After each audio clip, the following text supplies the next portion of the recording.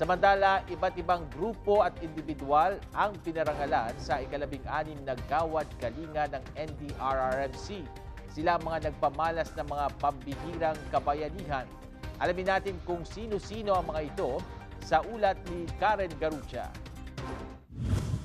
Isa ang batang si Marin Bruno Somejo sa mga nakatanggap ng Heroic Act o pagkilala ng natatanging paggawa sa isang individual sa ika-16 na taon ng Gawad Kalasag ng National Disaster Risk Reduction and Management Council o NDRRMC. Ito ay bilang pagkilala sa kanyang ipinamalas na kabayanihan nang sinagip niya ang kanyang nalunod na 9 taong gulang na kapatid at isa pang kaibigan sa dagat ng Daklapan, Cabugao, Ilocos Sur noong March 20, 2013. Nagpaalam si Mayrin kasama ang 7 taong gulang na kapatid niyang si Nery Joy sa kanilang tatay na mamamasyal kasama ang 8 pa nilang kaibigan. Sinagip ni Mayrin ang nalunod niyang kapatid at ang kaibigan niyang si Kikay nang di inaasahang tumaob ang sinasakyan nilang balsa nang lumaki ang alon sa gitna ng dagat.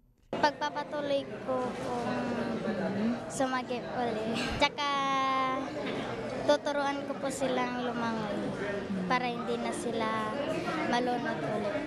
Nasagip na itong kapatid niya. Akala ko namatay ito noon eh. Kaya proud ako sa anak ko na. Pinangunahan ni Department of National Defense Secretary Voltaire Gasmin at NDRRMC Undersecretary Alexander Pama ang Gawad Kalasag o ang pagpaparangal sa iba't ibang local government units, individual, mga organisasyon at mga emergency response units tulad na lamang ng mga ospital at eskwelahan. Ayon kay NDRRMC Chairperson Voltaire Gasmin, napakahalagang bigyan ng pagkilala ang mga taong nasa likod ng seguridad ng bawat Pilipino tuwing may sakuna at peligro sa buhay.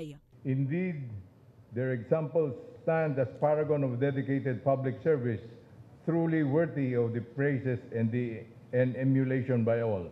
Samantala, ginawaran naman ang probinsya ng Bulacan bilang may pinakamahusay na DRRMC Council sa provincial category, habang ang syudad naman ng Legazpi ng Albay ang napili sa City Council category. Ako po ang inyong kaibigan, Karen Garucha para sa Newslight.